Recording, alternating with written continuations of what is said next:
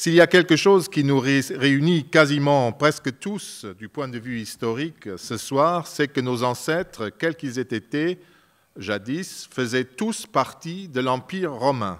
C'est pour cette raison qu'il y a 15 années, pardon, je vais un peu vite. Voilà.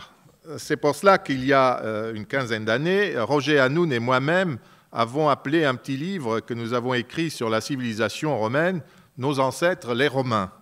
Vous connaissez tous la formule « Nos ancêtres les Gaulois ». Notre titre voulait signaler souligner de manière provocatrice que bien plus que des Gaulois, nous sommes des successeurs des Romains. Maintenant, qu'est-ce que cela signifie? Si je réponds à cette question, j'aurais répondu au thème de cette conférence, à la question « Qu'est-ce que la civilisation de Rome ?»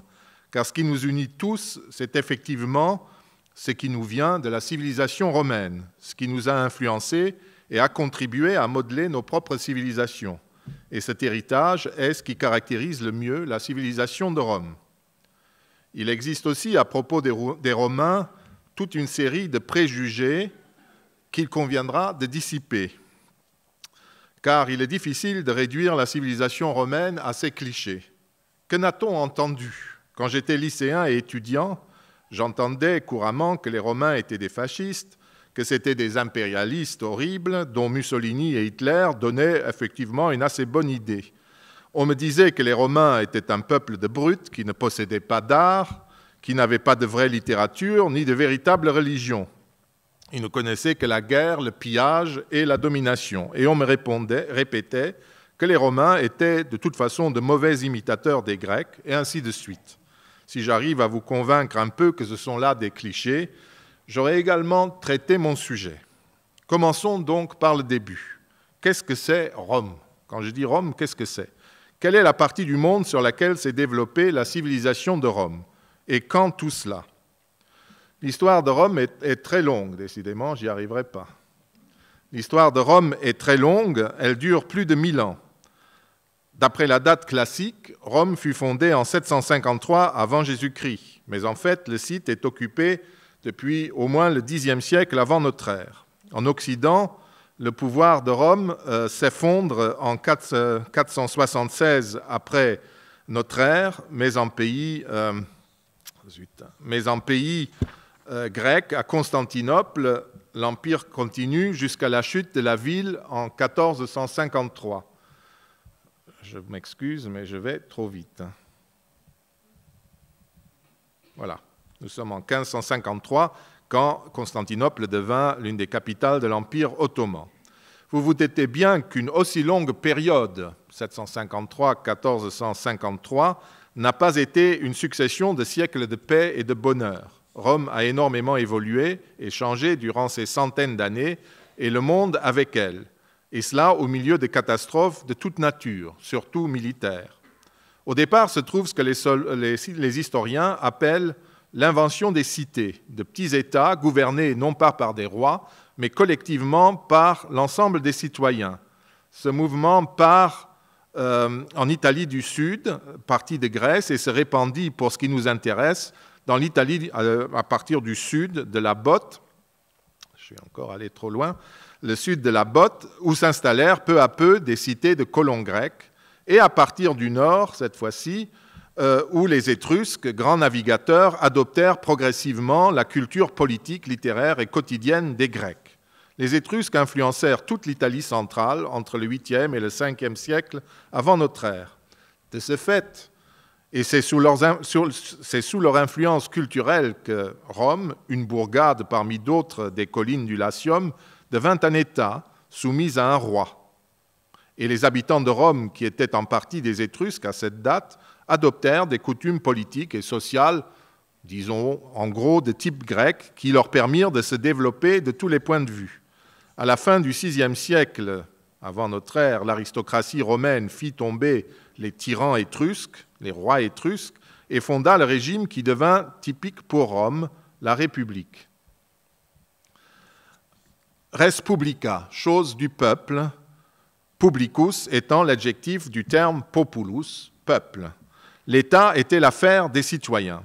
Vous reconnaissez là un terme qui a eu une fortune immense.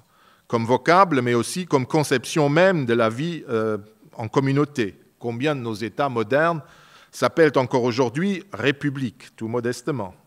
Je reviendrai sur les caractéristiques de ce régime. Continuons pour l'instant la présentation générale de ce qu'il convient d'appeler Rome.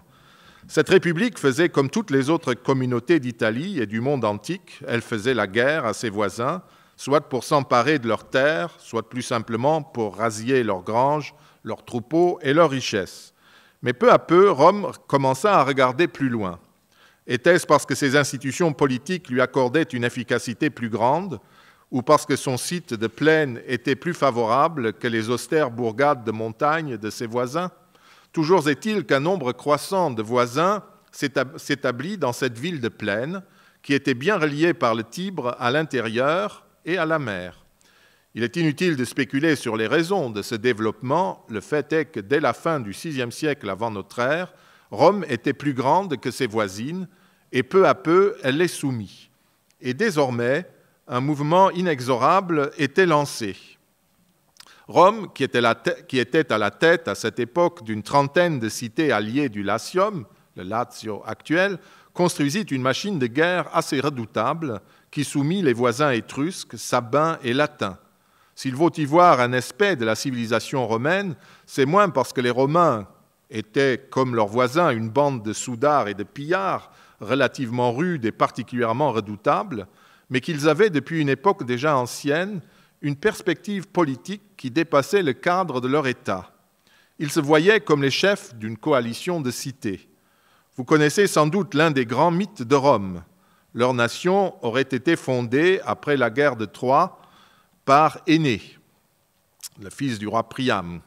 Cette façon de se raccrocher à la célèbre histoire d'Hélène, d'Achille, d'Ulysse et de leurs compagnons, partis pour détruire la ville de Troie, en Turquie actuelle, pour récupérer la belle Hélène, n'est pas originale. Toute cité méditerranéenne du monde antique qui se prenait un peu au sérieux croyait se souvenir que ses fondateurs avaient d'une façon ou d'une autre participé à cette célèbre guerre chantée par Homère, ou avait été fondée par l'un des héros égarés sur le chemin de son retour après la victoire. Ce qui est original dans le cas de Rome, c'était qu'ils utilisèrent ce thème légendaire pour dire à tous qu'ils n'étaient pas un peuple originaire de Rome, de cet endroit, un peuple autochtone, c'est-à-dire installé à Rome depuis le début des temps. Cette légende affirmait qu'elle aussi, finalement, n'était pas originaire de Rome, que les Romains étaient un peuple d'immigrés venus de l'Est au début de l'histoire, et que Rome ne se trouvait à son aise que dans l'alliance avec les autres peuples, plus exactement à leur tête. Un beau discours, évidemment, quand on dispose d'innombrables légions. Mais vous verrez que ce discours typiquement romain est un élément clé de l'héritage romain. Donc, dans un premier temps, l'alliance présidée par Rome soumit l'Italie centrale. Ensuite, la machine s'emballa. Pendant qu'elle s'attaquait aux zones méridionales, les redoutables peuples samnites des Abruzzes et aussi aux colonies grecques du sud, elle commença à rencontrer sur son chemin une autre puissance impérialiste, la cité de Carthage, dont l'empire s'étendait de la Tunisie actuelle aux côtes de l'Espagne, en passant par la Sicile et la Sardaigne. Les conflits avec les Carthaginois naquirent justement à propos de la possession de la Sicile et de la Sardaigne. Deux guerres terribles, les guerres puniques, se succédèrent entre les années 260 et 202 avant notre ère. Des guerres terribles, comme je disais, qui s'achevèrent par la prise de Carthage par Rome. Pendant ces conflits, surtout le second, à la fin du IIIe siècle, Rome fut souvent au bord du précipice, sous les coups de boutoir du général carthaginois Hannibal, qui avait envahi l'Italie. Mais rien n'y fit. Malgré son génie militaire et la qualité de ses troupes, Hannibal fut battu par la démographie de l'Alliance romaine. C'est à partir de cette date que l'on commença à constater que Rome était presque imbattable, parce que son alliance, qui avait cru très nettement depuis le 5e siècle avant notre ère, pouvait mobiliser en peu de temps de nouvelles armées pour remplacer celles qui avaient sombré dans une catastrophe. Une redoutable machine de guerre apparut ainsi en Méditerranée. Et ce furent les deux guerres puniques qui révélèrent aux Romains eux-mêmes, et puis au monde des Grecs, les capacités de cette cité d'Italie. Rome ne fut pas longue à comprendre.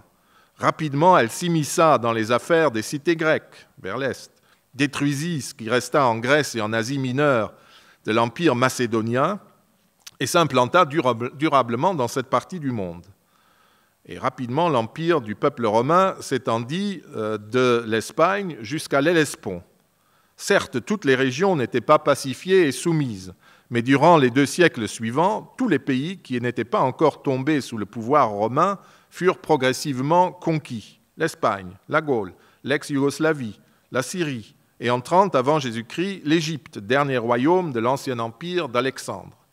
Le soulèvement de Carthage au milieu du IIe siècle, qui se traduisit par la Troisième Guerre punique, et se solda par la destruction complète de Carthage, fut rasé au sol, n'est-ce pas, et ont mis du sel dessus, donna également une partie de l'Afrique du Nord au peuple romain.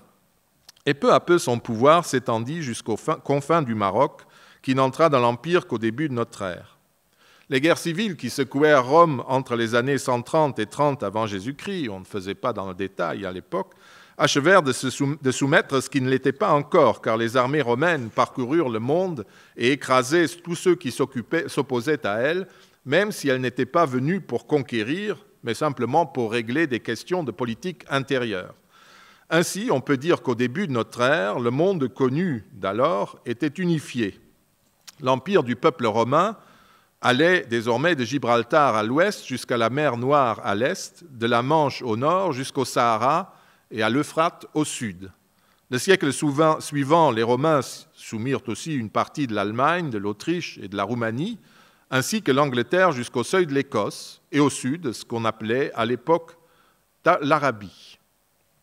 C'est vers 120 après notre ère que cet empire atteint sa plus grande extension et touche les limites naturelles de sa puissance. Au nord, les Romains n'ont jamais pu s'installer durablement au-delà du Rhin et du Danube. Au sud, l'Euphrate sera toujours une limite infranchissable pour eux. Voilà donc le cadre dans lequel s'inscrit la civilisation romaine. Vous voyez tout de suite pourquoi nous sommes tous des Romains. Si vous ne provenez pas d'au-delà de ces limites au pouvoir romain, vous êtes de lointaine origine romaine. Nous parlons aujourd'hui d'Union européenne ou d'Union méditerranéenne, politiquement et culturellement. Vous voyez que tout cela existait il y a 2000 ans. Et si vous avez étudié l'histoire médiévale et moderne, vous savez que les nations qui vivaient dans les limites de l'ancien empire romain ont régulièrement essayé, quand elles se sentaient assez fortes, de reconquérir l'empire, de réaliser à nouveau l'unité des pays méditerranéens et de ceux du Nord. Revenons aux Romains. En dépit de tous les malheurs que ces guerres incessantes ont entraînés pour les Romains eux-mêmes et pour ceux qu'ils soumettaient ou exterminaient, un très grand bienfait en résultat, auquel les Romains n'avaient certainement pas pensé de prime abord. Ou s'ils l'avaient fait, c'était plutôt pour les besoins de leur administration et pas du tout pour les sujets de leur empire. Ils avaient en fait réalisé l'unité du monde. Une seule puissance dominait désormais un énorme espace et assurait la paix entre ses limites. Et comme il n'était pas du tout dans la mentalité des Romains, en tout cas dans celle des Anciens, et en tout cas dans celle des Romains, de fermer la Méditerranée, tant que les voyageurs respectaient l'ordre établi et la paix, la circulation devint possible d'un bout à l'autre de la Méditerranée. De mémoire d'homme, cela n'avait jamais été le cas. Et cette ouverture du monde, cette sécurité du monde qu'on appelle la paix romaine, fut un événement de portée historique. Pendant au moins 3 siècles, 4 siècles, disons, le monde sera complètement ouvert. Les voyageurs de toutes sortes, des commerçants, des militaires, des fonctionnaires, des touristes, des prêcheurs, des charlatans et des prophètes, tout le monde voyageait sans limite dans le monde connu d'alors. Ce n'est qu'à partir de la fin du IVe siècle de notre ère et au Ve que la puissance romaine commença peu à peu à s'effondrer, et à ce moment-là, l'espace ouvert au voyage tranquille se réduisit très rapidement. Au VIe siècle, c'en était fini, et la paix romaine n'était plus qu'un souvenir nostalgique. Il faudra plus d'un millénaire pour qu'on puisse à nouveau voyager sans risque majeur d'un bout à l'autre du bassin de la Méditerranée. Peut-être l'un des éléments les plus importants de la civilisation romaine tient dans cette conséquence inattendue de 5 siècles de brutalité et de massacres réciproques entre tous les habitants de ce vaste espace. Ce bienfait général, qui eut des conséquences que ne s'étaient pas imaginées les Romains, et les habitants du monde antique permit en tout cas à la civilisation de Rome de se diffuser dans le monde entier. L'une des caractéristiques de la civilisation romaine, et au-delà de bon nombre de pays de la Méditerranée antique, était que l'individu vivait en cité. L'individu était un citoyen, un civis, porteur de droits et de devoirs, et non le sujet d'un maître absolu. Ces cités correspondent à ce que nous appellerions les États. Il y en avait environ 2 à 3 000 en Méditerranée antique. Leur horizon politique était celui d'un État relativement petit où les citoyens assumaient de ce fait beaucoup de responsabilités. Ceci nous permet de comprendre aussi tout de suite que Rome n'était pas un État absolu, comme on se l'imagine souvent. Malgré les excès commis par certains empereurs pittoresques, Rome n'était pas un État fasciste, ultra-centralisé, dont le citoyen était le sujet, l'esclave. Et cela pour la simple raison que Rome n'avait absolument pas les moyens de gouverner le monde directement, le monde entier. C'était en fait le pouvoir de Rome, pour vous l'imaginer, c'était comme si Paris et l'Île-de-France gouvernaient le monde entier, cet énorme espace, avec leurs institutions municipales.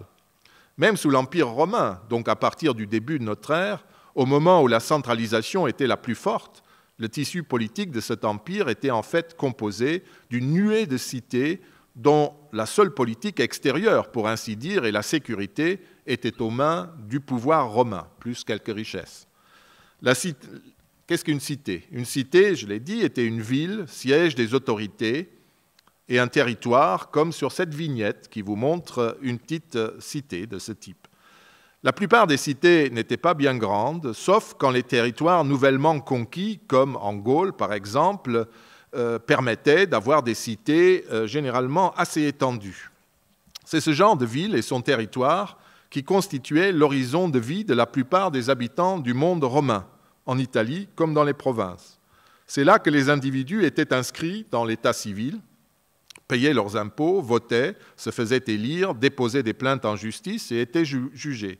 Certes, les Romains exploitaient les richesses des cités conquises de façon scandaleuse au cours des deux derniers siècles avant notre ère, de manière plus modérée et raisonnable ensuite. Comme disait l'empereur Tibère au début de notre ère, « Un bon berger tond ses moutons, mais il ne les écorche pas ». L'harmonisation relative de cette multitude de coutumes et de règles mit plusieurs siècles à se faire, et il y eut, comme vous imaginez, de nombreuses guerres et souffrances. À partir du début de notre ère, cependant, ce monde était en voie d'unification. Il ne s'agissait absolument pas d'une uniformisation des coutumes, mais plutôt de l'établissement d'un certain nombre de principes de base qui s'appliquaient à tous. Ainsi, les habitants de ces cités étaient-ils avant tout citoyens de leur cité locale, avant d'être éventuellement romains. C'est par là, par leur origine locale, qu'ils étaient citoyens romains aussi. Et cette origine, ils ne la perdaient jamais.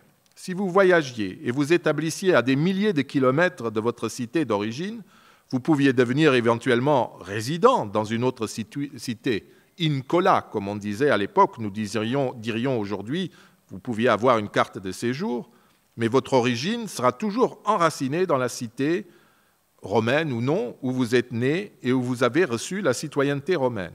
Je reviendrai sur cela.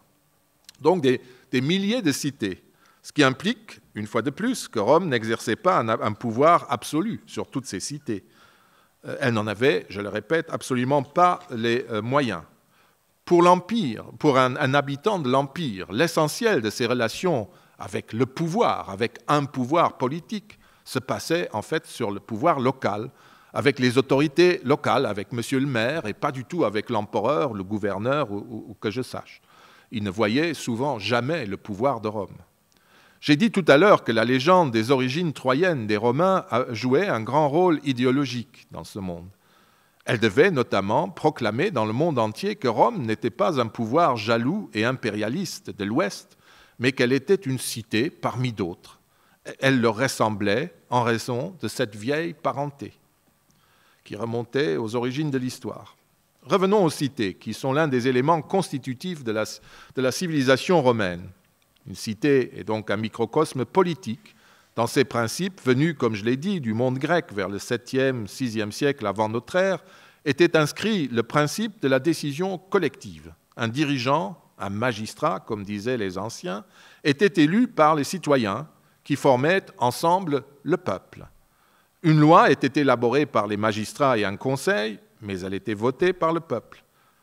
Ne parlons pas trop vite de démocratie, car les cités du monde antique, même en pays grec, ne ressemblaient pas du tout à nos démocraties. Les modernes ont souvent idéalisé certaines périodes de l'histoire d'Athènes, par exemple, comme le début de la démocratie. On l'a même fêté son 2500e anniversaire il y a quelque temps.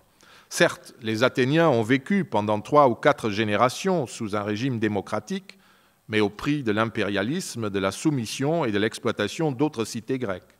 La majeure partie de l'histoire athénienne ne fut pas celle d'une démocratie, pas du tout. Et Rome a vécu, elle aussi, entre 500 avant notre ère et le début de notre ère, sous le régime dit de la République. Pendant cette période, les institutions républicaines étaient l'Assemblée du peuple, les magistrats et un Sénat. Enfin, on a l'impression d'être chez nous. Mais ces belles institutions étaient aussi, je l'ai déjà dit, une austère et terrible machine de guerre qui soumit progressivement le monde entier et l'exploitait de façon souvent inhumaine. Bref, tout n'était pas beau dans ces démocraties et dans ces républiques antiques dans lesquelles, ne l'oublions pas, l'esclavage était un fait naturel qui n'était jamais mis en question pendant les 2000 ans que dura l'Antiquité grecque et romaine, et dans lesquelles les femmes n'avaient pratiquement aucun droit. Néanmoins, c'est un fait que notre vocabulaire politique remonte à ces cités, à ces républiques, à leurs assemblées, à leurs magistrats, à leurs sénateurs, que nous saluons. Et vous voyez, nous sommes, de ce point de vue, encore tous des Romains. Toutefois, même si, par exemple, les révolutionnaires français s'en sont indéniablement inspirés, il y a loin de ces régimes à nos régimes démocratiques ou républicains modernes. Mais c'est véritablement un héritage. Pour nous modernes, ce sont ces cités-là, plus que les royaumes du Moyen-Âge ou des temps modernes, qui constituent l'idéal et la référence politique. Il est donc exact de considérer que la cité, comme idéal de vie communautaire et de liberté individuelle, est un des traits marquants de la civilisation romaine. C'est par les Romains qu'elle a été transmise au monde. Si les Romains avaient une haine politique, c'était celle de la royauté, de la tyrannie, du pouvoir absolu, qui asservissait les citoyens. Jules César a été assassiné, comme vous le savez, en pleine gloire, parce qu'on le soupçonnait seulement d'aspirer à la royauté. Même si la cité de Rome elle-même a évolué peu à peu vers un appareil complexe de gouvernement du monde, où les institutions populaires de la République fonctionnaient désormais de façon un peu plus autoritaire que dans les autres cités du monde romain, il ne pouvait être question d'avoir un roi, une monarchie à Rome, un chef absolu. Ce n'est que pendant les 2 derniers siècles de l'Empire d'Occident, entre 300 et 500 après Jésus-Christ, que des régimes plus autoritaires virent le jour dans l'urgence des invasions barbares. C'était la fin. J'ai dit que la cité était une invention grecque qui s'est progressivement diffusée dans le monde. Elle a été renforcée par le système politique romain qui reposait sur la collaboration de toutes les cités du monde. De ce fait, le monde romain a joui, à partir du début de notre ère, pendant les 3 ou 4 siècles de la paix romaine, d'une relative liberté. La meilleure preuve que ce régime bénéficiait de l'adhésion de facto des peuples de l'Empire est que malgré des soulèvements limités, les Romains utilisaient très peu de soldats pour assurer la sécurité et la protection de ce gigantesque ensemble. Disons-nous simplement que pour garder l'énorme empire que je vous ai montré, avec sa population, voilà encore une fois, d'environ 50 millions d'habitants, l'État romain avait à sa disposition au grand maximum 360 000 soldats, dont souvent une grande partie était d'ailleurs employée pour conquérir de nouveaux territoires ou pour réprimer une révolte locale ou pour construire des routes. C'est bien moins que Louis XIV n'en avait pour défendre la France, dans les 450 000, je crois. Par exemple, pour garder le territoire correspondant à la France actuelle, Rome avait une seule légion, la 8e Auguste, stationnée à Strasbourg, avec ses troupes d'appui d'origine étrangère, soit l'équivalent de 10 000 hommes environ. Et encore, ces troupes faisaient-elles plutôt partie des troupes de frontières installées sur le Rhin pour parer à d'éventuelles incursions de Germains. Et il y avait aussi encore 600 hommes à Lyon, où l'on frappait monnaie à une certaine époque. Mais c'est tout. Le reste, c'était des gardes champêtres et des polices municipales, comme nous dirions. Ces chiffres parlent tout seuls. Il y avait une réelle acceptation de ce régime, de cette civilisation de gouvernement romaine, même si beaucoup savaient sans doute que la conquête avait été très dure et qu'ils avaient perdu des membres dans la famille, de la famille dans l'aventure, et qu'on pouvait aussi finalement se soulever facilement, parce que où étaient les légions? Mais ils le faisaient très rarement. Personne n'ignorait en effet que les Romains mettraient peut-être un certain temps pour concentrer des troupes et venir voir sur place, mais qu'ensuite, on savait que les choses deviendraient assez terribles. Il est indéniable que quelques siècles de victoires et de massacres inspiraient une crainte incontestable de l'armée romaine, même quand elle était au loin. Ajoutons encore une autre précision souvent mal comprise. Le monde antique en général, et donc aussi le monde romain, est un monde très inégal et marqué par la différence. Toutes les cités-États, par exemple, n'ont pas le même statut, même si elles sont peuplées de citoyens romains. Il y a des inégalités de statut. Ainsi, une colonie romaine, une colonie à Rome n'est pas du tout un pays, c'est une cité fondée par des colons romains. Une colonie romaine était une cité qui était comme un quartier de Rome installé en Italie ou dans l'Empire.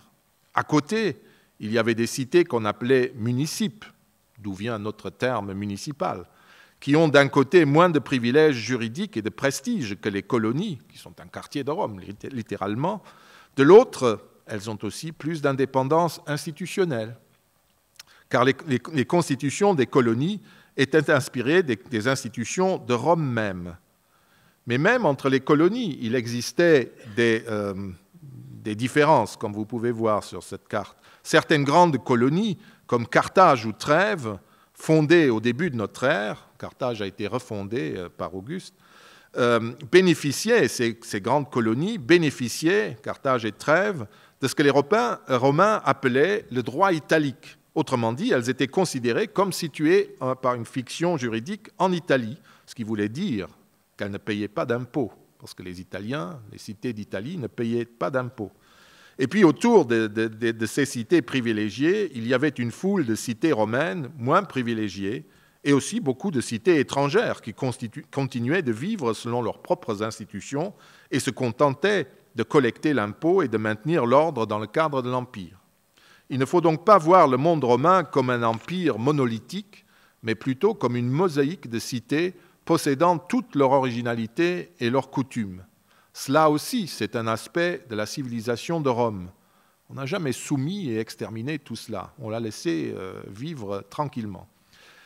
C'est là un des aspects de la civilisation de Rome et un héritage de la civilisation des cités dont Rome faisait partie et qu'elle a diffusé dans le monde, notamment dans nos régions de barbares où rien de tel n'existait auparavant. Un dernier mot sur cette mosaïque. Nous parlons toujours de Romains, les Romains, les Romains. L'armée romaine, l'administration romaine, le pouvoir romain. Rien ne peut plus induire en erreur. Qu'est-ce qu'un Romain en définitive? Dès le IIIe siècle avant notre ère, l'armée romaine était composée pour moitié d'étrangers, de contingents de soldats fournis par les cités d'Italie, ça quoi, en vertu de traités. Et au début de l'Empire, au début de notre ère, les légions elles-mêmes, c'est-à-dire l'armée proprement nationale romaine, étaient recrutées, les légions étaient recrutées majoritairement en Italie centrale et en Italie du Nord, c'est-à-dire en fait hors des terres anciennement romaines. Et bientôt, il y aura des légionnaires originaires des cités romaines des provinces, de Gaule narbonnaise, France du Sud, de Gaule de l'intérieur, de Germanie, d'Asie mineure, d'Afrique ou des pays danubiens. Les alliés aussi, ces troupes de soutien, seront désormais recrutés dans l'ensemble du monde romain. Où sont les Romains? Où est l'armée romaine? Les alliés, donc, je l'ai dit, l'administration elle-même, romaine, elle aussi, n'était pas énorme. Elle était sans doute, vous vous en doutez, moins importante que l'administration française actuelle, ce qui vous démontre à nouveau qu'il lui était impossible de gouverner l'Empire sans la participation des autres cités de l'Empire. Mais, ce que je voulais dire, cette administration se recrutait également hors de Rome et d'Italie. Où était l'administration romaine? C'était des Africains, des Syriens, des Roumains, enfin, pour parler en termes actuels, qui le faisaient. Et enfin, les tenants du pouvoir eux-mêmes étaient progressivement recrutés hors d'Italie et de Rome.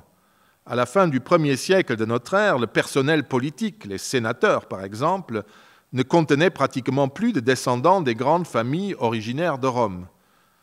Et pour prendre un seul exemple, les empereurs Flavien, Vespasien, Titus, Domitien, étaient originaires de Sabine en Italie. Donc un premier saut. Trajan et Adrien étaient des Romains nés en Espagne.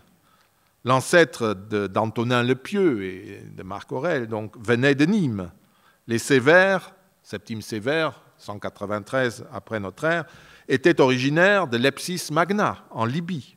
Et l'épouse de Septime Sévère venait de Syrie. Où sont les empereurs romains? Constantin vint des pays danubiens. Où sont les empereurs romains? Et ainsi de suite. Donc vous voyez, la question, les Romains, ça vous montre que c'est une fausse question. Le terme romain doit être employé avec beaucoup de précautions suivant l'époque, car il sert surtout à désigner quelqu'un qui vit et agit dans les limites du monde romain, pas un peuple précis. Les Romains, c'est nous, c'est nos ancêtres. De même que tous les Romains n'étaient pas romains, comme nous venons de le voir, la culture du monde romain n'était pas seulement romaine. Le pouvoir central romain ne s'est jamais opposé aux cultures locales tant qu'elles ne troublaient pas l'ordre public et ne menaçaient pas le pouvoir romain.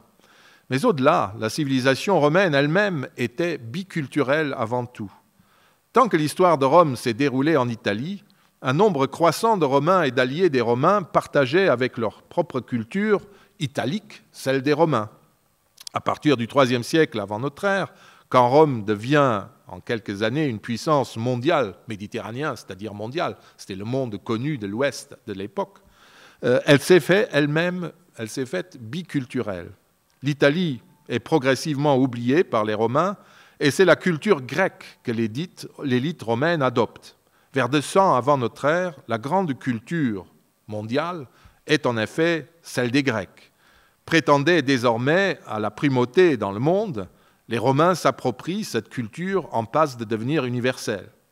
Et à partir de cette date, les Romains éduqués sont tous bilingues et biculturels. Ce n'est pas une nouveauté absolue. Rome avait toujours eu des relations avec la culture grecque. Je vous l'ai dit, au cours des premiers siècles de son existence, c'est de façon organique, pour ainsi dire, que des éléments de la culture grecque remontèrent à travers l'Italie et notamment l'Étrurie jusqu'à Rome, à partir des colonies grecques de l'Italie du Sud et de Sicile.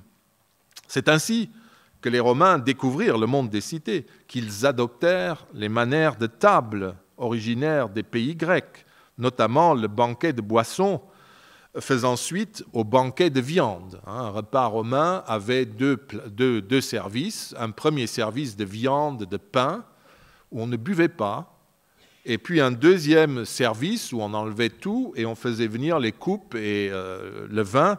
Et puis alors on s'occupait sérieusement de ce deuxième banquet du symposium, le fait de boire ensemble pour conclure le banquet. C'est ce que vous voyez ces jeunes gens en train de faire. Mais à la différence des Grecs, chez les Étrusques et les Romains, on était quand même un peu particulier, les épouses participaient au banquet. Chez les Grecs, jamais, elles restaient chez elles. Et il y avait des dames au banquet grec, mais ce n'étaient pas des épouses, si vous voulez. C'est des Grecs, par le relais étrusque, que les Romains adoptèrent aussi l'alphabet, un alphabet d'origine grecque, l'alphabet corinthien, venu de Corinthe, qui évolua pour donner l'alphabet dont nous nous servons toujours de nos jours. La conquête de l'Italie du Sud, et notamment celle de Tarente, pointe de la botte, au début du IIIe siècle avant notre ère, eut des répercussions très importantes sur la culture romaine, parce qu'ils voyaient pour une fois la culture hellénistique pleinement développée, mais c'est surtout à partir du moment où ils entrèrent, vainqueurs, au cours du IIe siècle avant notre ère, en contact direct avec les principaux foyers de la culture grecque, Athènes et Pergame, en Asie mineure, qu'un mouvement culturel, tremblement de terre littéralement, se produisit, qui eut d'ailleurs des conséquences mondiales. tout en conservant leur propre culture romaine, les Romains adoptèrent en littérature, en architecture et dans la vie quotidienne les coutumes et les modèles grecs. Suivant le fameux vers d'Horace, vaincu, la Grèce a vaincu son vainqueur. Rome et l'Italie devinrent des foyers d'art hellénistiques. Les artistes grecs s'y installèrent et les poètes romains commencèrent à adopter l'hexamètre venu de Grèce qui transformait leur propre poésie et faisait d'une certaine manière violence à leur langue parce qu'il n'avait pas été prévu pour le latin. En outre, l'hexamètre, comme toute la versification grecque, fut accompagné par une imitation passionnée et ambitieuse de la grande littérature grecque. Une fois le terrible premier siècle avant notre ère, avec son cortège d'horreurs dû aux guerres civiles achevé, nous avons parlé de notre ami Cicéron, sa tête a fini clouée sur une tribune près de l'arc de Septime Sévère sur le forum romain avec la langue de la femme de Marc-Antoine piquée à travers la langue. C'est ça, les guerres civiles à Rome. Donc une fois cet épisode terminé, la Rome d'Auguste établit une norme artistique d'origine grecque pour le monde entier. Les Romains de la fin du 1er siècle avant notre ère n'adoptèrent pas seulement l'art des cités et des royaumes dits hellénistiques, c'est-à-dire contemporains du 2e et 1er siècle avant notre ère, ils redécouvrirent littéralement ce que les Grecs eux-mêmes avaient en partie oublié. Ils découvrirent l'Athènes classique. On peut dire que les Romains ont en quelque sorte inventé la Grèce, et notamment Athènes et sa culture, un peu comme chez nous, les musiciens du XIXe siècle, comme Schumann, Berlioz et Mendelssohn, ont réinventé Jean-Sébastien Bach, largement oublié par leurs contemporains. Cicéron, notre tragique ami, achetait des manuscrits de Platon et traduisait ses œuvres en latin, les œuvres de Platon, en amorçant un mouvement philosophique qui devait conduire en 3 ou 4 générations au néoplatonisme, qui fut l'un des mouvements philosophiques les plus fertiles des 5 premiers siècles de notre ère. Vous voyez que l'école de Platon a été suivie par un certain nombre d'écoles philosophiques à Athènes qui donnèrent lieu à une philosophie d'époque hellénistique très, très, très vivante, mais qui s'éloignait de plus en plus du platonisme pur. Et c'est Cicéron qui relance à nouveau ce mouvement. La littérature, le poète Horace adaptait à la langue latine la grande poésie grecque, même en la transformant, par exemple en faisant de grandes poésies chorales qui étaient faites pour des chœurs, une poésie de table, en quelque sorte intime. C'était une transformation, une évolution de la poésie grecque en latin. Après Lucrèce, une génération plus tôt, Virgile écrivit en hexamètre comme Homère, et il écrivit précisément l'Énéide, une sorte d'Odyssée et d'Iliade romaine racontant la fuite d'Énée depuis Troie jusqu'en Italie, où il fonde ce qui deviendra peu à peu le nid du peuple romain. Le poète Ovide, quelques 2 décennies plus tard, lui répondit avec ses Métamorphoses, elles aussi écrites en hexamètre, dans lesquelles il raconte l'histoire du monde. Virgile racontait l'histoire du monde à la romaine, c'est-à-dire les origines de Rome. Ovide racontait l'origine du monde du point de vue des transformations célèbres d'humains en minéraux, en végétaux ou en animaux. Il commençait par les grandes histoires de transformation données par les mythes grecs et finit par la dernière métamorphose qui s'était réalisée à l'époque historique, à Rome, en 44 avant Jésus-Christ, c'est-à-dire celle d'un mortel en Dieu, celle de Jules César en Dieu Julius. À travers ces 15 livres de métamorphose, il n'a pas seulement spirituellement réécrit l'histoire du monde qui aboutit à Rome, mais Ovide a aussi transmis à la postérité la plupart des grands mythes grecs qui ne seraient pas connus autrement. Vous seriez étonné de voir le nombre de mythes grecs qui ne sont connus que par ce livre, qui est un des livres les plus représentés dans toutes les bibliothèques du monde, aux époques un peu plus anciennes.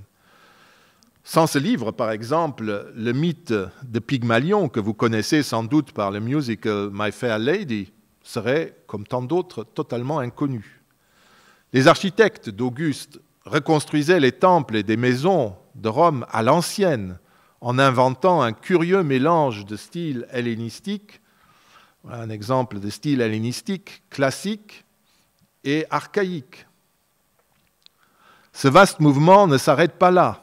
Néron retourna même vers la Grèce. Néron fit au milieu du 1er siècle de l'Empire une tournée mémorable en Grèce continentale et aida financièrement ce qui passait aux yeux des Romains pour le berceau de la culture universelle, Athènes, qui n'avait plus aucune importance politique à l'époque. Elle était devenue, c'était un trou, disons-le clairement, mais elle était devenue, et grâce notamment aux Romains, une sorte de Harvard méditerranéen, de campus Condorcet, où la jeunesse dorée venait se cultiver. L'empereur Domitien, enfin, finança la reconstruction du célèbre sanctuaire oraculaire de Delphes, et ainsi de suite. Les Romains réinventent la Grèce classique. Le prestige de Rome rayonnant sur le monde entier, les formes artistiques qu'elle avait promues depuis le retour de la paix se répandirent dans tous les pays qui n'étaient pas encore marqués par l'hellénisme. Autrement dit, vers la Gaule, l'Espagne, la Germanie, la Bretagne, que nous appelons grande, et aussi vers l'Afrique du Nord, qui avait cependant déjà été marquée dès le IIe siècle avant notre ère, sous les Numides, par l'hellénisme. Il n'est donc pas faux de dire que c'est par les Romains que s'est faite l'hellénisation du monde, et que la culture est marquée jusqu'à nos jours par la culture et la science grecque. Le Moyen-Âge persan, arabe puis occidental a recueilli cette culture, malheureusement déjà malmenée par les désordres des siècles obscurs qui ont vu l'effondrement du pouvoir romain, et aussi malmenée par la fragilité des médias antiques, le livre notamment. Les beaux livres étaient des rouleaux fabriqués de papyrus. Je vous montre là, c'est totalement anachronique, un exemple de livre antique qui sert encore aujourd'hui. Dans l'Antiquité, ces livres étaient en papyrus et ils étaient extrêmement chers et fragiles. Et avant le vaste mouvement de sauvetage et de transcription de ces livres dans des codex, des codices, écrits sur parchemin, c'est-à-dire des livres comme les nôtres, une partie de la littérature antique avait déjà irrémédiablement disparu. Et pourtant, nous ne sommes qu'au 4e, 5e siècle de notre ère. On peut dire qu'au 6e siècle, il n'avait pas plus que nous n'en avons aujourd'hui, à peu près. Si on ajoute ce que les religions monothéistes jugeaient inutile ou pernicieux dans la tradition romaine et grecque, et que pour cette raison, elles négligeaient de recopier ou d'étriser carrément, on mesure le désastre. Et malgré cela, la culture romaine, sous sa forme hellénique, a durablement marqué le monde. Nos villes, nos sciences, nos littératures se fondent sur elle. On mesure ici l'importance qu'a représenté l'unification du monde sous Rome. Ce superpouvoir définit une culture d'empire, pour ainsi dire, une culture qui exprime sa puissance et sa prétention à la primauté. La culture de l'Empire romain devint la culture unique de toutes les manifestations du pouvoir politique, à quelque niveau que ce fût, car toutes les élites, même les plus endettées, voulaient imiter Rome et l'expression artistique du pouvoir romain. Ces bâtiments caractérisèrent depuis les 2 derniers siècles avant Jésus-Christ le style de vie méditerranéen. Bref, celui des gens chics et bien établis dans le monde entier. Des bâtiments, donc, de pouvoir. Et c'est sur ce point que l'on voit aussi que l'hellénisme ne fut pas seulement repris et en partie réinventé par les Romains, mais qu'il fut aussi développé par eux. On entend souvent dire que les arts et la pensée sont surtout du ressort des Grecs, et les arts de la guerre du ressort des Romains. Pour vous en donner un bel exemple qui nous associe tous les deux, Aubervilliers et le Collège de France, je vous conduis un instant à proximité du Collège de France, devant l'entrée de l'ancienne école polytechnique, où il y a un programme iconographique extraordinaire. Au-dessus de la porte se trouve une statue de la déesse Athéna ou Minerve, on ne saurait dire, la déesse des savoirs. Pour préciser ce qu'on enseignait en ce lieu, Minerve est encadrée à gauche de la chouette d'Athéna et à droite d'un aigle. Ce sont là deux vignettes qui précisent les deux identités d'Athéna, Athéna et Minerve. Et pour préciser encore ce que la chouette d'Athéna grecque représente, Un bas-relief placé au-dessus montre les instruments qui renvoient aux sciences, à la lunette de l'astronomie, au cornu de la chimie, à la physique et aux mathématiques, mais aussi, vous le voyez, à l'art et aux livres. L'aigle romain de Jupiter renvoie en revanche aux arts de la guerre, aux sabres, aux bombes et aux canons. Donc la science grecque opposée aux activités brutales, non scientifiques et non artistiques des Romains. Vous vous en doutez, c'est un peu plus complexe. Le poète Virgile fait dire dans son Énéide au père d'Énée, l'ancêtre des Romains, que les autres peuples ont des talents divers, mais que le propre des Romains est de dominer le monde, comme si c'était leur seule qualité. La caractérisation n'aurait pas déplu aux Romains, même s'ils l'auraient formulée autrement. C'est toutefois oublier que les Grecs s'intéressaient autant que les Romains au gouvernement et à la guerre, et que les Romains ne se désintéressaient nullement des arts et de la science. Une grande partie des ouvrages scientifiques grecs furent en fait écrits dans le monde romain, à l'époque romaine, et sous l'impulsion des Romains, et par des Romains. Romains comme je vous les ai définis. Nous sommes fascinés par la fraîcheur des textes grecs parce que ce furent les premiers en Occident à atteindre ce niveau intellectuel. Mais l'histoire a tourné et les descendants des rudes et austères Romains du VIe siècle ont fait leur cette culture et certains ont participé à son évolution.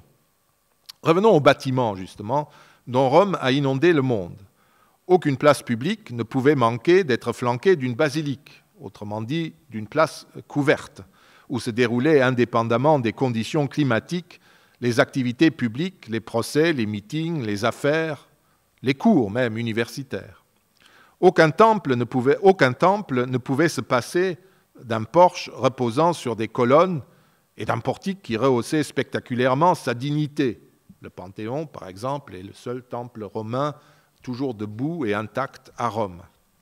Aucune cité ne pouvait se passer de thermes, l'un des bâtiments les plus complexes de l'époque qui atteignit la perfection au cours des 4 premiers siècles de notre ère, et qui devint quelque chose comme nos centres commerciaux, si on y ajoute toutefois la pratique du bain et aussi des activités cultuelles, car les bains comportaient aussi des bibliothèques et des salles de conférences. Vous voyez des deux côtés, ici et là, ces grandes salles sont des bibliothèques et des salles de conférences, où il y avait des cours, des conférences de professeurs du collège impérial de l'époque. Et en même temps, vous voyez que ces bibliothèques sont dédoublées, comme toujours. Ces termes ont deux entrées et un double circuit pour répartir des milliers de personnes, mais c'est en général une bibliothèque grecque et une bibliothèque romaine. C'est très fréquent, il y a toujours le dédoublement bilingue de la culture romaine. Enfin, pour pousser les cités à se ruiner encore un peu plus, il y avait aussi le cirque et l'amphithéâtre. Un cirque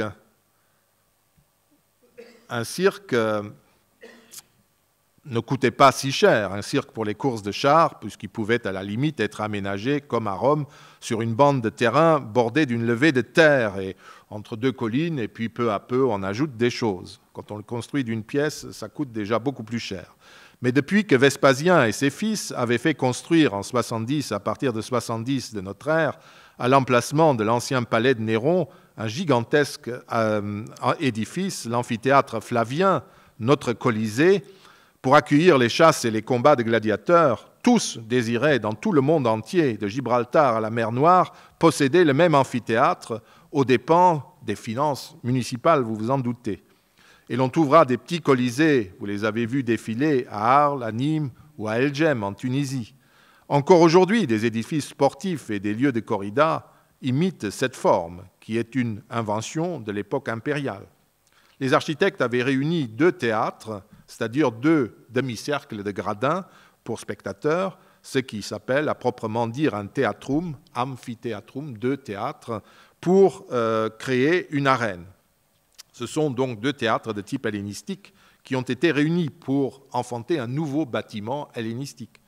Parfois, les bâtiments étaient moins complexes, sans doute parce que les autorités municipales étaient plus sages ou parce qu'elles n'avaient vraiment plus les moyens, comme ici à Mécène, dans le Péloponnèse, où l'on a aménagé le stade pour jeux athlétiques à la grecque en amphithéâtre. C'est l'occasion aussi, de nouveau, pour dissiper un autre malentendu. Les Romains sont censés avoir été ces gens cruels qui prenaient du plaisir à voir des gladiateurs se massacrer ou risquer d'être dévorés par des fauves. Passons sur le fait que les jeux de gladiateurs faisaient sans doute moins de victimes qu'on ne le voit à Hollywood, car ces professionnels coûtaient extrêmement cher, plus cher que Brad Pitt et d'autres vedettes de la scène. Ce qui peut nous choquer plutôt, c'était des mises en scène artistiques, entre guillemets, mythologiques, d'exécution capitale. Actéon déchiré par un ours ou des chiens, etc. Mais c'était des exécutions. Et cela, semble-t-il, pendant les pauses des jeux proprement dits, quand les Romains étaient allés manger un sandwich et boire un verre de vin. Mais ce que je voulais dire, c'est que, peu importe ces mœurs d'amphithéâtre qui ne sont pas très ragoûtantes, c'est que les Grecs, autant que les Romains de l'époque, appréciaient les gladiateurs et leurs chasses et combats, au point même de transformer non seulement des pistes athlétiques, comme à Mécène, mais même de transformer des théâtres où l'on jouait Sophocle et Aristophane en arènes de combat. Il y en a des dizaines et des dizaines et des dizaines. Ainsi, Rome a créé un langage culturel unifié sous deux expressions, grecque et latine. Les langues et les cultures locales, si elles n'étaient pas arrivées à un haut développement culturel, disparurent comme langues de culture. Sous le poids politique de Rome, en raison de sa puissance insolente, les langues et les cultures d'Italie avaient déjà disparu au début de notre ère. En Occident, le même phénomène se reproduisit en grande partie. Même si l'on trouvait encore d'ici de là des locuteurs des langues celtiques en Gaule, le latin s'imposa très rapidement comme langue de tous, du moins comme langue de culture. Et les langues postérieures se sont développées à partir du latin dans tous les pays de langue romane, et non à partir du celtique. Ceci ne se produisit pas dans les zones non occupées par les Romains, le nord de l'Angleterre ou la Germanie. En Afrique du Nord aussi, le latin s'imposa comme langue de culture à côté du libyque et du néo-punique, qui continuaient cependant à être parlés dans les milieux populaires. Mais la langue de culture restait le latin. À l'est, c'est le grec qui était la langue de tous, même dans les zones qui parlaient auparavant araméen. En Égypte, la traditionnelle séparation entre Égyptiens autochtones et Grecs entraîna la survie du démotique qui devint peu à peu le copte actuel, et plus généralement à l'est, dans les zones de frontières, c'était plusieurs langues qui étaient parlées. La domination d'une langue, comme dans l'ouest de l'Empire, était moins prégnante. Une fois de plus, où sont les Romains? Ils parlent grec. Avec les langues grecques et latines, une autre culture se diffusa, une culture qu'on pourra appeler impériale ou romaine, puisqu'on la trouva d'un côté comme de l'autre du monde d'alors.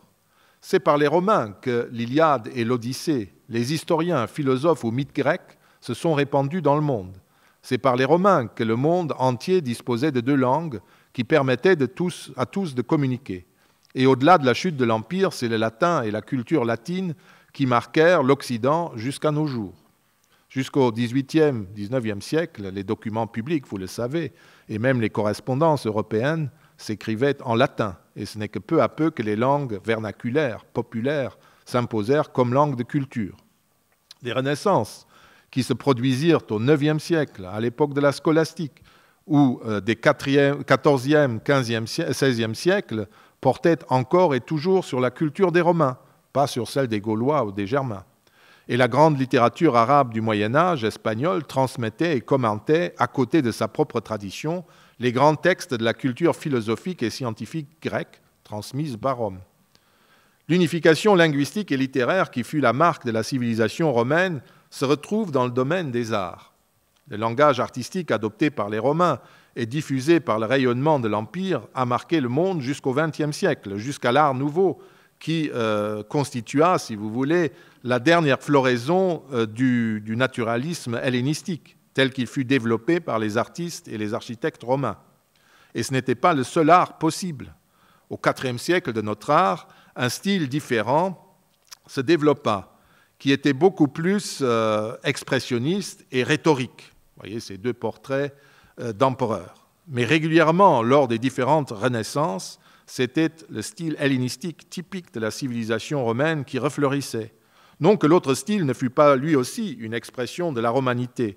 On a pu démontrer que ce style qui a donné le style roman était une variante une variante du style inspiré du naturalisme grec, qui a toujours existé dans les couches moyennes et populaires, mais qui n'était pas devenu avant le IVe siècle l'expression du pouvoir. On a pu montrer que ceux qui fabriquaient des ivoires comme la précédente que vous avez vue étaient exactement les mêmes ateliers qui fabriquaient des choses de type hellénistique comme ceux-là. Par conséquent, et puis on aboutit à des figures de ce type à la fin de l'Antiquité. Par conséquent, les deux grands styles du monde post-romain, qu'il s'agisse de l'art romain à l'ouest ou de l'art byzantin à l'est, remontent encore et toujours à la civilisation romaine. J'ai dit qu'en architecture, ce n'était pas différent. Mais c'est aussi sur le plan écologique que la civilisation romaine a changé le monde.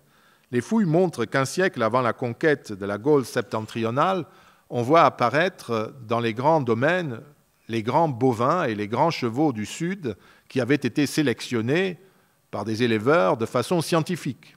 Très tôt aussi, les Gaulois découvrirent le vin et l'huile d'olive. Les amphores, les contenants de l'huile et du vin en provenance de Méditerranée, d'Italie surtout, se retrouvent partout dans la Gaule libre. Il en allait de même avec les cultures végétales, même si chaque région avait et conservait sa spécificité. Nos plaines d'Île-de-France et de Champagne étaient, avant et après les Romains, vouées à la céréaliculture. Mais les Romains importèrent, par exemple, des fruits comme la cerise, la pêche ou l'abricot, d'abord à Rome, vers le début de notre ère, puis dans les bagages de l'armée, de l'administration, des marchands, dans tout l'Ouest. Le poivre aussi apparaît à cette date dans nos parties du monde. Bref, tout un changement dans la qualité de l'alimentation qui eut, avec la paix et l'aisance matérielle qu'elle entraîna, un effet bénéfique sur les corps. Il paraît en effet qu'entre le début de notre ère et le IVe siècle, la taille des habitants du monde romain a augmenté avant de commencer à rediminuer de nouveau dans les désordres des 5e et 6e siècles. L'un des derniers grands éléments par lesquels je terminerai de la civilisation romaine était le droit. On a pu dire que les Grecs imaginaient des mythes et que les Romains, au contraire, écrivaient des lois. Ce trait est très certainement lié à la civilisation des cités, dans laquelle les droits et les privilèges devaient être fixés par écrit. Les cités généraient des règlements et des lois, en pays grec comme dans le monde italo-romain. Ce qui était toutefois propre aux Romains, et sans doute aussi à leurs voisins italiques, c'était que leurs lois visaient toujours l'universel. Les lois grecques étaient davantage liées au présent, à la décision qu'il fallait prendre, qu'à la recherche d'une norme immuable. On peut dire que le droit était pour les Romains un moyen de spéculer sur la société et le monde. Un monde qui ne cessait de s'étendre, donc il fallait qu'ils continuent de spéculer tout le temps. Pour eux, la cité était à proprement parler le début du monde. Pour les Grecs, le monde commence avec la séparation de la terre et du ciel, pour les Romains avec la fondation de Rome. L'image grecque est cosmogonique, celle des Romains est politico-juridique.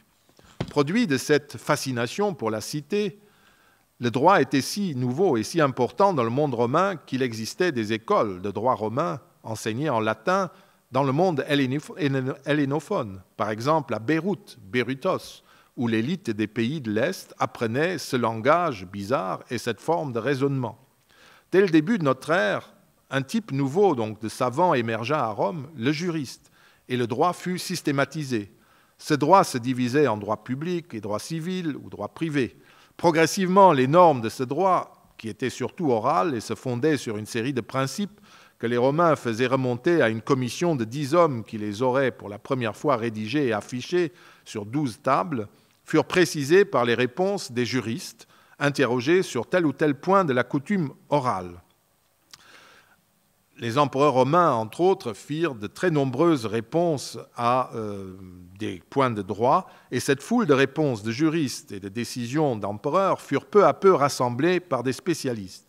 Après l'apparition, depuis le IIe siècle et surtout au début du IIIe siècle de notre ère, de traités qui réunissaient les principales décisions par sujet, le mariage, la dot, le divorce, le statut des tombes, la propriété, la vente, etc., on commença au IIIe siècle à composer de grandes compilations de toutes ces décisions. Au moment où on transcrit aussi dans des codex, dans des livres. Celles qui ont survécu sont le Code théodosien de 438, d'après l'empereur Théodose II, Et ce fut surtout au VIe siècle que 2 commissions de juristes réunirent dans le code de l'empereur Justinien l'ensemble des décisions classées par sujet qui avaient pu être trouvées. Ce droit servit en Occident de base à tous les droits depuis l'Antiquité. Et malgré leurs différences, notre droit civil, comme celui de l'Allemagne, de l'Italie, de l'Espagne, même de Grande-Bretagne, sont issus de ce droit. Le droit public exerça la même fascination. Les institutions publiques des États postérieurs aux Romains sont inspirées de l'exemple romain. Beaucoup de villes du Moyen-Âge et de l'époque moderne se pensaient et s'organisaient d'après l'exemple de Rome. De ce point de vue, c'est surtout la Révolution française et l'Empire napoléonien qui ont transmis cet héritage. Pénétrés de littérature romaine, de l'historien romain Tite-Live et des biographies d'hommes politiques écrits par les Grecs Plutarque, enfin, c'était un chevalier romain, c'était Mestrius Plutarchos. Les révolutionnaires, donc inspirés par ces gens-là, se voyaient volontiers comme Brutus chassant les rois de Rome. Le style de la Révolution s'inspirait du point de vue politique des Romains. Bonaparte n'était-il pas consul au départ? L'Empire succédant à la République paraissait répéter l'histoire romaine. Napoléon remplit Paris et l'Europe de symboles romains, comme ces faisceaux, ces bâtons avec une hache que vous discernez encore maintenant sur les bâtiments et documents publics. Les faisceaux étaient portés par des appariteurs devant les magistrats romains, les consuls par exemple, pour symboliser leur pouvoir de répression et de jugement, et pour servir éventuellement à appliquer sur place les peines. Je n'ai pas besoin de vous traduire le terme de république, nous en avons déjà parlé, qui définit encore aujourd'hui notre régime politique. De ce fait, la civilisation de Rome diffusa un ensemble de principes juridiques et de droits des individus qui constituaient indéniablement un progrès. Toute violence et injustice faite à un citoyen pouvait entraîner des poursuites et des sanctions. Et vous pouviez même faire appel, si vous le vouliez, à l'empereur. Et beaucoup de couches sociales ont été soulagées par les progrès du droit. Les femmes, notamment, qui ont eu des privilèges quand elles avaient plus de 3 enfants, elles étaient libérées de la tutelle du mari ou de leur père. Les esclaves aussi, parce que, non pas par humanisme, mais c'est parce que les esclaves étaient une propriété. Et dans la mesure où le droit de la propriété devenait de plus en plus méticuleux et précis, eh bien, les droits du propriétaire sur ces esclaves étaient aussi développés et on ne pouvait plus frapper n'importe comment un esclave sans avoir des problèmes. Et même les droits du propriétaire étaient encadrés. Il ne pouvait plus tout faire à partir de l'Empire, même si son pouvoir était très important. Et l'un des aspects, puisque nous parlons des esclaves, qu'il faudrait rappeler, est que les Romains avaient aussi une particularité presque unique dans le monde antique, c'est qu'ils affranchissaient les esclaves, ce qui était une façon d'alléger considérablement le statut individuel des anciens esclaves. Et la couche sociale des affranchis devenait immédiatement citoyens romains. Ils suivaient le statut de leur patron qui les avait affranchis. Et beaucoup d'esclaves, d'anciens esclaves, donc d'entrepreneurs, de commerçants et de fonctionnaires, étaient des affranchis. Ce n'était plus comme cela, mais c'était des gens comme le fabuleux Trimalcion, que j'emprunte à Fellini, qui a laissé un tableau immortel d'un affranchi, étaient des gens extrêmement riches et extrêmement entreprenants qui étaient une des forces vives de l'Empire romain. Là encore, l'évolution de la société romaine vraiment s'est répandue dans toute la Méditerranée, a contribué à faire évoluer ces statuts. Et ces affranchis, pour vous donner encore une parenté, recevaient au moment de leur libération un bonnet phrygien semblable à notre Marianne, signifiant par là la liberté de la République ici. Inutile de préciser que les affranchis avaient à leur tour des esclaves. Il y avait même des esclaves riches qui avaient des esclaves. L'esclavage restera toujours une réalité dans l'Antiquité et bien au-delà. Je passe sur un certain nombre de choses concernant les statuts individuels et je termine par un dernier point. L'unification du monde occidental a été l'un des traits majeurs de la civilisation romaine. Elle a rendu possible l'échange Est-Ouest, Nord-Sud entre les hommes et les idées. Cette ouverture du monde pendant 3 siècles a eu un autre effet dont les conséquences nous déterminent encore aujourd'hui. C'est du plan religieux que je parle. Nous sommes tous romains du point de vue religieux.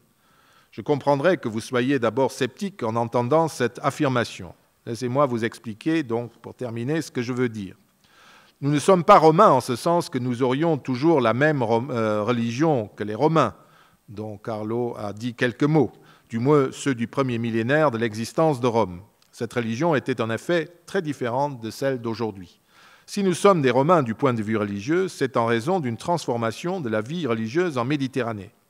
En raison de la circulation des hommes et des idées, une secte du judaïsme qui s'est développée peu avant la terrible guerre entre les Juifs et les Romains de 66 à 70 après notre ère s'est répandue dans les villes de l'Asie mineure et peu à peu aussi à Rome et dans les villes de l'Ouest. Il s'agit bien sûr du christianisme qui, comme le judaïsme, différait des religions grecques ou romaines par le fait qu'il possédait une révélation consignée dans un livre sacré, la Bible augmentée des évangiles.